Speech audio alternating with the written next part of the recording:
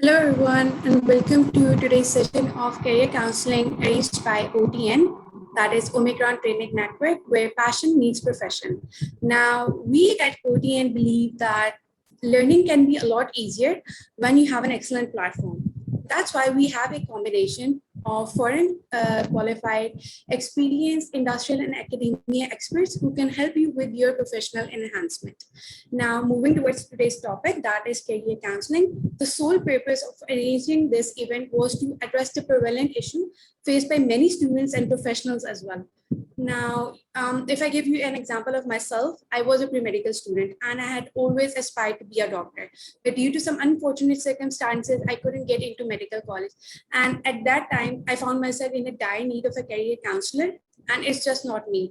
बहुत से और लोग होंगे जिन्होंने अपने करियर प्लान किया होता है, उसके मुताबिक वो नहीं होता, और वो उस टाइम जब उनके पास कुछ वो फेल हो जाते हैं, यहाँ पे नहीं कर पाते, जो उनका एक गोल होता है उसे अचीव नहीं कर पाते, तो वो रैश डिसीजंस लेते हैं विदाउट कंसिडरिंग कि एक ऐसा बंदा that is a paid counsellor, he is there, जो कि आपकी पर्सनालिटी, एप्टीट्यूड एंड इंटरेस्ट के अकॉर्डिंग एक बहुत अच्छा आपका डिसीजन लेने में हेल्प कर सकता है. So without further ado, I would like to present our today's speaker, which is Ms. Sabahat Khushi. She is a computer science graduate from NAST, and she has been a gold medalist in metric. She has her excellent academic record led her into getting selected as a UGrad exchange student in her bachelor's as well. And we are proud to announce, say that she has been associated with Omicron Training Network for the past 2 years. So Ms. Sabahat, how are you today? Alhamdulillah, Fatma, I'm good. What about you? I'm good as well. Okay, so Ms. will be asking you some questions regarding career counseling, जो कि almost सारों के problems address करता, and later on we'll be asking audience about their thoughts as well, ताकि अगर उन्हें कोई question है तो वो भी आपसे share कर लें. Sure, ठीक है. Thank you so much. We'll be having a recorded session of this as well, कि अगर किसी ने बाद में इसे सुनना हो तो you'll be having an easy access to this as well. Okay, so let's start. Okay, so Ms. Sabahat, my first question to you is that when one leaves university, mostly या पे college भी हो सकता है, तो there is a point कि full stop आ जाता है आपके life पे. Like there is so much to decide further. आपके पास इतने decisions होते हैं, इतने doubts होते हैं, और there is so much to do. तो उस टाइम, वो जो एक फुल स्टॉप वाला टाइम होता है, उसमें बंदों को क्या चीजें कंसिडर करनी चाहिए अपने फर्दर फ्यूचर के लिए, उसके डिसीजंस लेने के लिए, किन किन चीजों को सामने रख के तो हमें डिसीजन लेना चाहिए? फातिमा, फर्स्ट ऑफ ऑल मैं तो सबसे पहले आपका शुक्रिया अदा करूंगी इतना हम्बल इंट्रोडक्शन कराने के लिए मेरा. और दूसरा, आपका जो क्वेश्चन है उसकी तरफ आते हैं, और ये इशू बहुत प्रिवलेंट है. जब भी आप फारग होते हैं अपनी डिग्री से, तो आपको नहीं समझ में आता मोस्टली. ऐसा होता है थ्रू आउट द डिग्री आपको ही नहीं समझ में आ रहा था कि आपने ये डिग्री क्यों परस्यू की है. और फिर जब आप उसके बाद फारग होते हैं तो आपको एहसास होता है कि आपने तो ये 4 साल जाया कर दिए, तो अब क्या होगा. तो उसमें ना कुछ चीजें ऐसी होती हैं कि आप जो है ना, चीजें आपके सामने विजिबल होती है लेकिन आपको वो नजर नहीं आ रही होती. तो उस सिनेरियो में आपको किसी ऐसे पर्सन के साथ जो है ना कांटेक्ट करना चाहिए, या किसी ऐसे मेंटोर की मेंटोरशिप में आना चाहिए जो आपको सही तरीके के साथ बता सके कि अभी डायमेंशंस बची नहीं है, अभी काफी सारी चीजें जो आप ऑप्ट कर सकते हैं, और अपनी पर्सनैलिटी के मुताबिक आपको कौन से एरिया में, अपनी फील्ड के रेलेवेंट एरिया में जाना चाहिए. वो आपको या तो थ्रू इंटर्नशिप पता चलेगा, और इंटर्नशिप में जब आप इंडस्ट्री के किसी सुपरवाइजर या किसी मेंटोर से मिलते हैं तो वो आपको बेटर गाइड करेगा. इसके अलावा भी अगर आपका कोई प्रोफेसर हैं जैसे जिनके साथ आपने कोई प्रोजेक्ट किया है और इंडस्ट्री बेस्ड प्रोजेक्ट किया है, या किसी ने डिग्री के दौरान कोई इंडस्ट्री से रिलेटेड या आपकी कैरियर मैनेजमेंट से रिलेटेड कोई लेक्चर दिया था, तो आप को क्लिक करना चाहिए. आपको फौरन जो है ना उनसे उस अपॉर्चुनिटी से बिल्कुल फायदा उठाना चाहिए, उनके पास जाना चाहिए, उनसे डिस्कस करना चाहिए कि आई एम कंफ्यूज, मुझे समझ में नहीं आ रहा कि मैं अपनी डिग्री के साथ क्या करूं. मेरे पास चॉइसेस बहुत ज्यादा हैं लेकिन मुझे पता नहीं है कि मैं किस चॉइस को ऑप्ट करूंगा तो मैं एक सक्सेसफुल इंजीनियर बन पाऊंगा या जो भी आपने बनना है, तो आपको उनसे जरूर कंसल्ट करना चाहिए, उनसे बात करनी चाहिए। कैरियर मैनेजमेंट में जो सबसे ज्यादा चीज इंपॉर्टेंट है ना, वो ये है कि आपने रैशनल डिसीजंस तो लेने, लेकिन वो आपने किसी की गाइडेंस में लेने। अगर आप खुद से डिसीजंस लेना शुरू कर देंगे या आप किसी ऐसे बंदे से पूछना शुरू कर देंगे जो रेलेवेंट नहीं है, जिसने कोई एक्सपीरियंस नहीं किया हुआ इंडस्ट्री का या आपकी रेलेवेंट फील्ड का। फॉर एग्जाम्पल मैं इंजीनियर हूँ, तो अगर मैं किसी ऐसे बंदे से बात करना शुरू कर दूं जो डॉक्टर है और जिसको पता ही नहीं है कि इंजीनियरिंग, एक इंजीनियर के क्या मसले होते हैं, क्या मसाइल होते हैं, तो वो मुझे बेटर गाइड नहीं कर पाएगा और मैं मजीद कंफ्यूज हो जाऊंगी। तो आई वुड से कि आपको ये कंसिडर जरूर करना चाहिए कि आप या तो कोई इंटर्नशिप कर लें जिसमें आपका कोई सुपरवाइजर हो या आपका कोई मैनेजर हो या कोई ट्रेनी हो जो आपको बेटर गाइड कर सके कि आपके पास ये एरियाज है एक्सप्लोर करने के लिए, या फिर आपका कोई प्रोफेसर है या आपका कोई टीचर है या आपका कोई दोस्त है जो उस फील्ड में, रेलेवेंट फील्ड में काम कर रहा है, उनसे आप जरूर हेल्प लें। Yes, you are very right. Mostly इस तरह के सिचुएशंस में ऐसे होता है कि द पर्सन अपनी पर्सनालिटी को या अपने इंटरेस्ट को देखे बगैर कोई रैश डिसीजन ले लेता है, देखने के लिए कि अच्छा हम चलो इस पे चले जाते हैं, इस पे चले जाते हैं, लेटर ऑन वो रिग्रेट करते हैं देयर डिसीजन। तो या it is a very crucial point of one's life कि हमें अपना करियर बहुत ध्यान से चूज करना चाहिए, क्योंकि जब तक आप जो काम कर रहे होते हैं उसमें आप इंटरेस्ट के हिसाब से अपने इंटरेस्ट में नहीं करेंगे तो आपको ऑब्वियसली दिल भी नहीं लगेगा और आगे जाके प्रोडक्टिविटी भी आपकी लो हो जाएगी। बिल्कुल। So, Mr. Park, I would like you to comment on this statement, which I'm gonna tell you कि मेरी बेटी तो बड़े होकर सिर्फ डॉक्टर ही बनेगी। Uh, ये स्टेटमेंट पे comment, I don't think so कि it is a true statement to say. सबसे पहले जो चीज इम्पोर्टेंट है वो ये है कि आपने देखना है, पेरेंट्स ने बेसिकली देखना है कि व्हाट इज द टैलेंट या आपका बच्चा क्या कर सकता है। और दूसरी बात ये है कि अगर आपके पेरेंट्स नहीं देख पा रहे या आप खुद ही उस चीज को एक्सप्लोर करते हैं या जो भी है आपका सिनेरियो, तो it is not true in my case, और it is not, I would not say this statement any, मतलब मुझे नहीं इस चीज से कोई इत्तेफाक। मैं अपनी पर्सनल अगर एक्सपीरियंस लूँ तो मेरे घर में 2 डॉक्टर्स हैं, ठीक है, and my parents also wanted me to be a doctor because मेरे ग्रेड्स अच्छे थे एंड ऑल दैट। बट उस टाइम पे मैंने खुद डिसीजन लिया, क्योंकि आई वुड से कि मुझे अल्लाह ताला ने इतना ब्लेस किया था कि मैं चूज कर सकूं कि मैंने क्या करना है और क्या नहीं करना, और जो भी मेरी चॉइसेस है उनके साथ फिर मैंने कैसे लेके चलना है उनको और कैसे उनको सपोर्ट करना है। तो मेरे केस में तो ये बिल्कुल वैलिड नहीं था, क्योंकि फिर मैंने उनसे बात की, मैंने उनको कन्विंस किया एंड दे गॉट कन्विंस, ठीक है।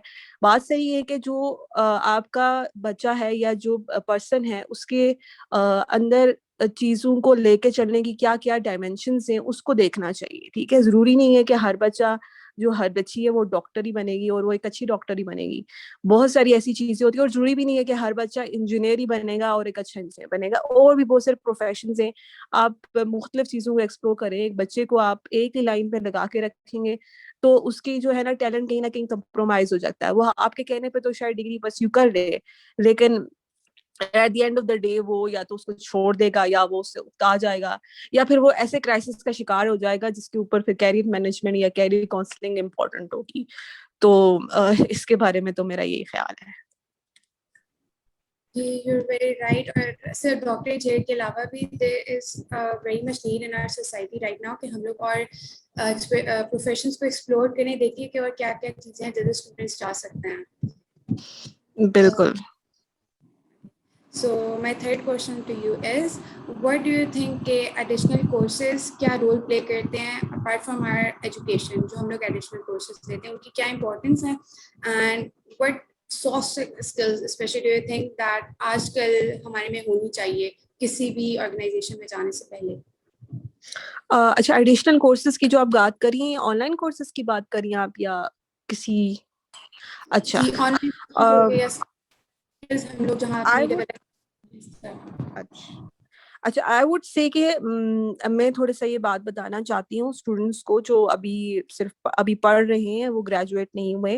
वो ये है कि वो ना कोशिश करेंगे वो जो सीख रहे हैं, वो जो कर रहे हैं, जो उनको बताया जा रहा है उसको थोड़ा क्रिटिकली सोचना शुरू कर दें और उसके ऊपर ना प्रैक्टिकली काम करना शुरू कर दें जो उनको पढ़ाया जा रहा है उनकी यूनिवर्सिटी में, ठीक है। इससे ये होगा कि उनको जरूरत नहीं पड़ेगी एडिशनल कोर्सेज करने की।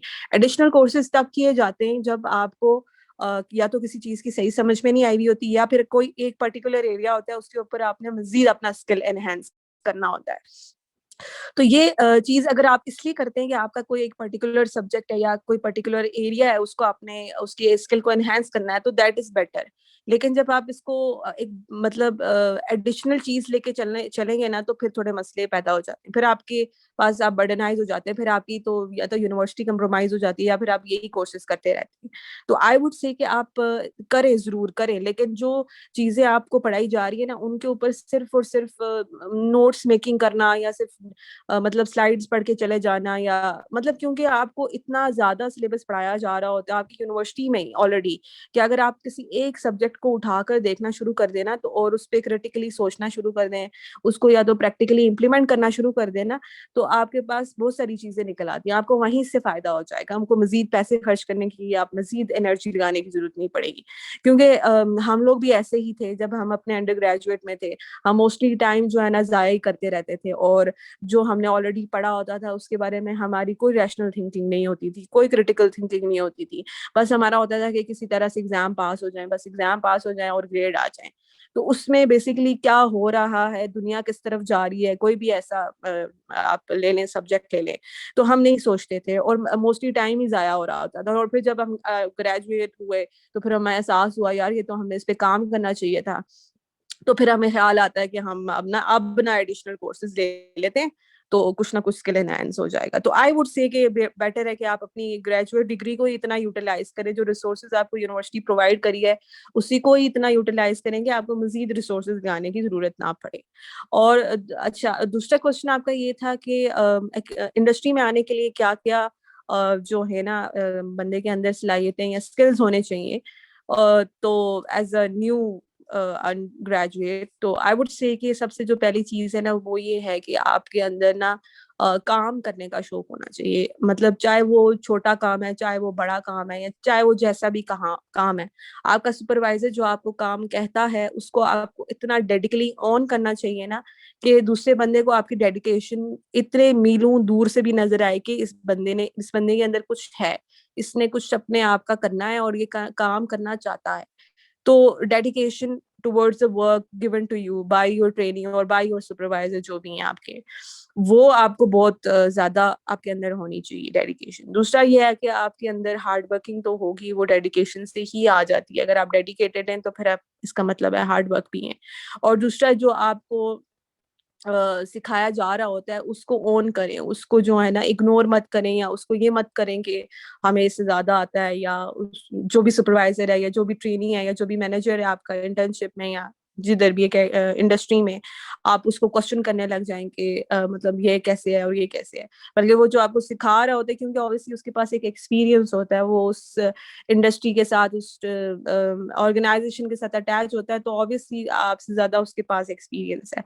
तो उसको क्वेश्चन करने के बजाय आपको खुद वो जो बात कहता है उसकी बात को ओन करना चाहिए, क्योंकि वो आपको सिलेक्ट करेगा, वही आपको रिजेक्ट करेगा। तो ऐसा एटीट्यूड जो है ना दूसरे को लेट डाउन करने वाला एटीट्यूड, ये फिर आपको नुकसान दे सकता है। तीसरी जो चीज है मुझे जो ऐसे लगता है वो है punctuality. For me it matters a lot. जब तक आपके अंदर ये चीज नहीं है, आपकी जो असाइनमेंट है वो टाइम पे सबमिट नहीं हो रही, आपका प्रोजेक्ट है वो टाइम पे सबमिट नहीं हो रहा, तो एक बहुत ही बुरा इंप्रेशन पड़ता है। तो ये तीन चार चीजें हैं जो आई वुड से कि एक उसके अंदर होनी चाहिए। दूसरी बात ये कि स्किल्स तो आपके डेवलप, क्योंकि देखें हर ऑर्गेनाइजेशन का ना लोगों को या अपने एम्प्लॉयज को लेके चलने का तरीका अलग होता है। और जो एकेडमिया वो बहुत डिफरेंट है इंडस्ट्री से। तो हो सकता है जो कुछ आपने पढ़ा हो, आप किसी ऑर्गेनाइजेशन के साथ अटैच हो तो आपको बिल्कुल वो काम ही ना आए, ठीक है, लेकिन तो उस ऑर्गेनाइजेशन में रह के आपको कुछ चीजें सीखनी पड़ती हैं। तो जो वो ऑर्गेनाइजेशन होती है वो आपको अपने तरीके के साथ ट्रेन करती है। तो फिर जो वो कह रही है या वो जो डिमांड करी है वो सिर्फ बहुत ही कोई अफलातून किस्म की चीजें नहीं होती हैं। वो सिर्फ ये होती है कि आपके पास डेडिकेशन हो, क्रिटिकल थिंकिंग हो, आप सोचना चाहते हो, आप काम करना चाहते हो, और आप एक पंक्चुअल इंसान है, और आप जो है ना चीजों को एक सीरियस एटीट्यूड के साथ देखते हैं, तो वो ये चीजें देखेगी और आपको हायर करेगी और फिर आपको वो अपने तरीके के साथ ट्रेन करेगी। फिर अपना स्किल सेट, अगर आपके पास फॉर इंस्टेंस नहीं है स्किल सेट, तो वो आपको फिर उस स्किल सेट के ऊपर ट्रेन करेगी। बट उससे पहले आपको तो खुद को प्रूव करना है ना उस ऑर्गेनाइजेशन को। तो प्रूव करने के लिए फिर ये 4-5 चीजें जो मैं अपने मतलब इंटर्नीज में देखती हूँ, मतलब मैं देखना चाहती हूँ कि उनके अंदर ये चीजें हों। अगर उनके अंदर नो वर्क एटीट्यूड है, आपने उनको कोई असाइनमेंट दी, उन्होंने नहीं सबमिट कराई, तो ये एक बहुत ही बुरा इंप्रेशन देता है। फॉर मी इट इज, मेरे लिए ऐसी चीजें जो है ना नहीं वर्कआउट करती हैं। जी। यानी जितने भी स्टूडेंट्स हैं उन्हें जो भी अभी बुकिश नॉलेज गेन कर रहे हैं, they should have practical experience as well, they should implement it practically as well and should work with the dedication. बिल्कुल। So mister Park, what do you think कि पाकिस्तान में क्या ये काउंसलर्स की awareness कितनी ज़्यादा है? Like I was just talking with my friend जिसने अभी मास्टर्स करना है, and she was like I do not know what to do and what to decide, so I plan on going to a counsellor, but उसे समझ नहीं आया किस counsellor में जाना है। In Islamabad there are a lot of counsellors, but कौन से ऐसे कैरेक्टरिस्टिक्स हैं जो आई थिंक हमें, मतलब व्हाट डू यू थिंक कि हमें कौन से कैरेक्टरिस्टिक्स ऐसे काउंसलर में कंसिडर करने चाहिए कि इनके पास हमें जाना चाहिए, इनको कंसिडर करना चाहिए या इनको नहीं कंसिडर करना चाहिए? फातिमा, आई डोंट नो कि ऐसा कुछ इस तरह के काउंसलर्स हैं। अनफॉर्चुनेटली हमारी यूनिवर्सिटीज में भी नहीं होते।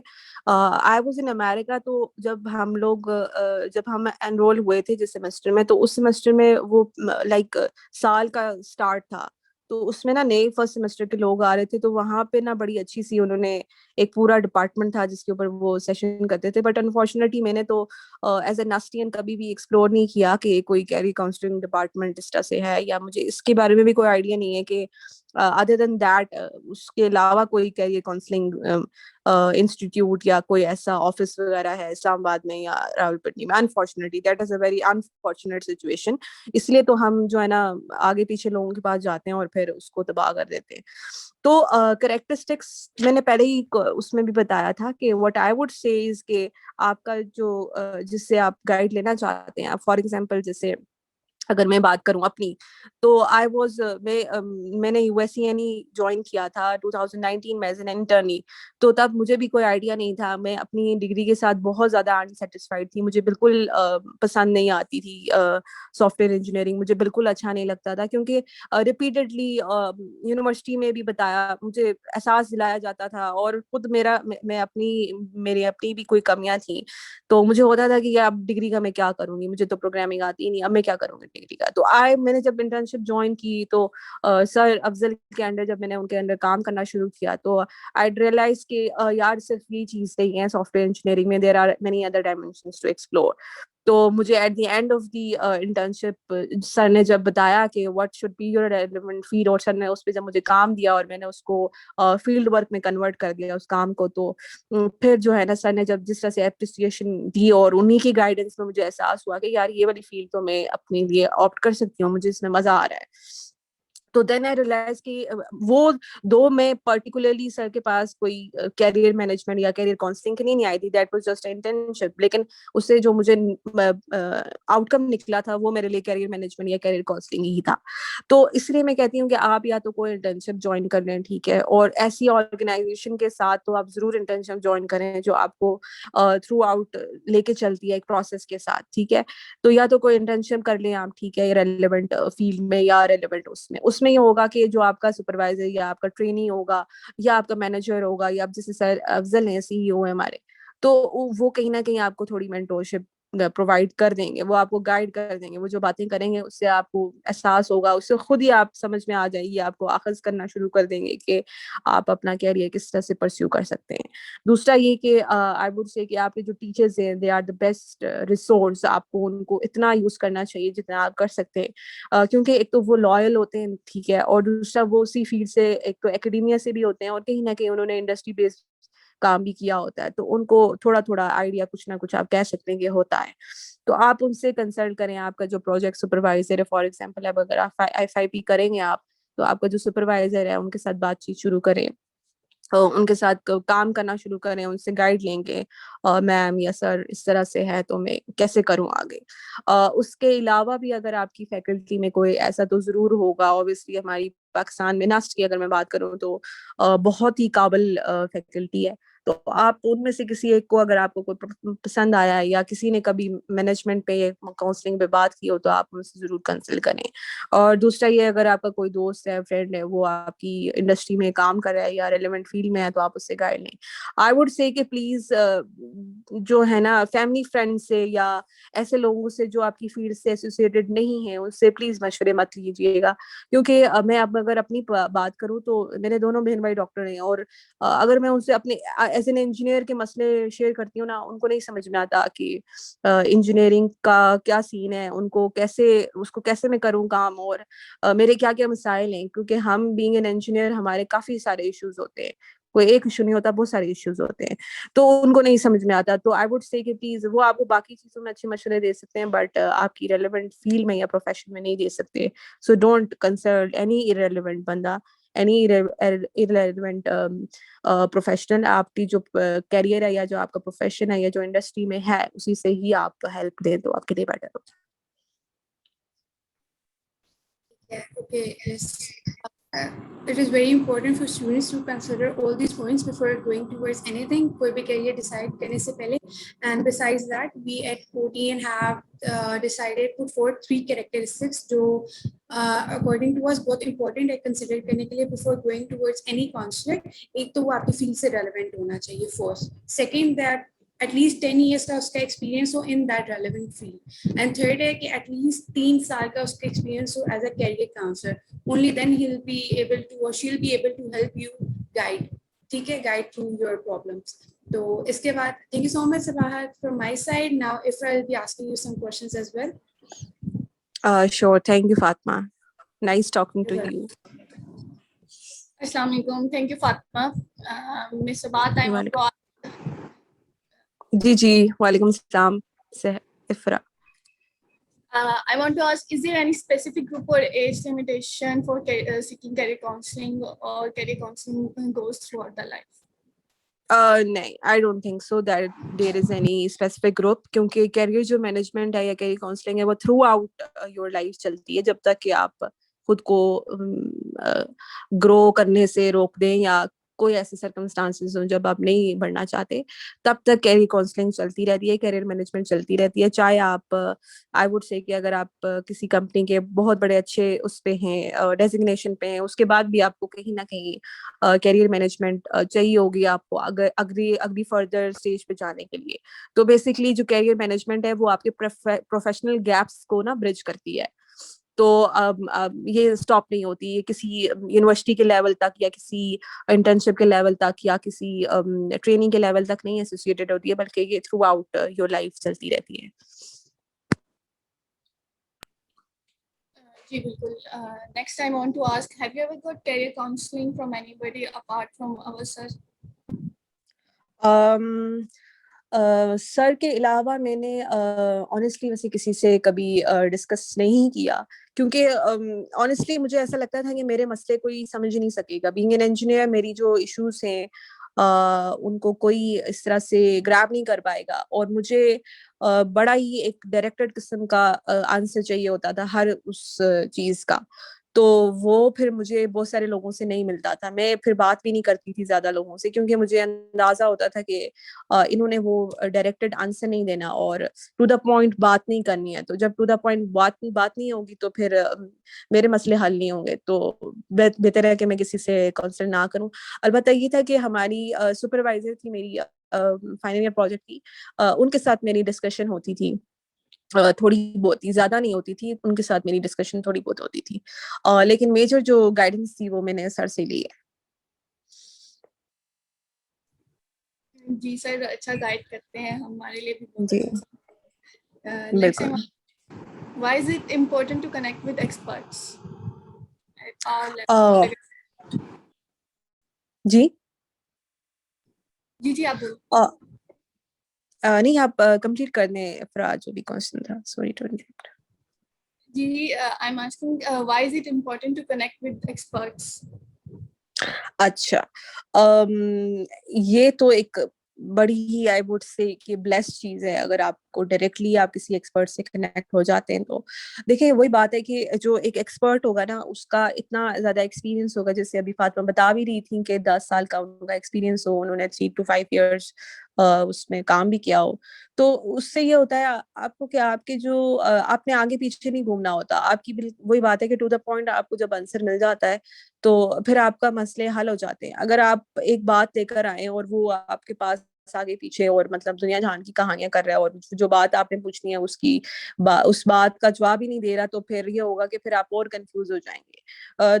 सो टू अवॉइड कंफ्यूजन आपको एक्सपर्ट्स के साथ कनेक्ट में रहना चाहिए। उसके अलावा ये है कि आपको प्रोफेशनली मोटिवेटेड रहने के लिए ना और प्रोफेशनली ग्रो करने के लिए आपको एक्सपर्ट्स के साथ अटैच रहना चाहिए।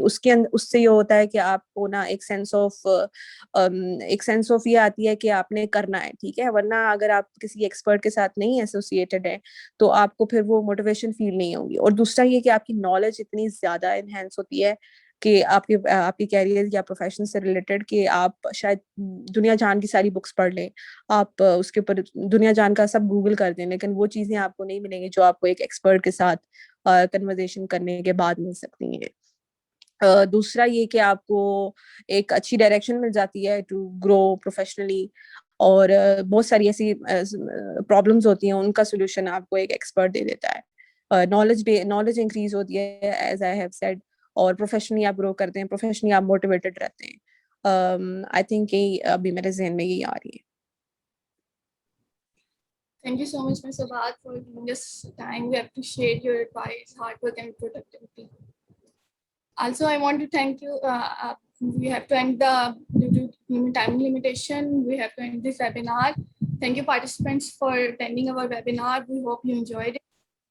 If your questions were not answered during the live event due to limitation of time, you can register for unbiased career counseling through the given link in the chat box. I'm dropping them. Thank you so much. Thank you so much, Seher. Thank you. Thanks a lot.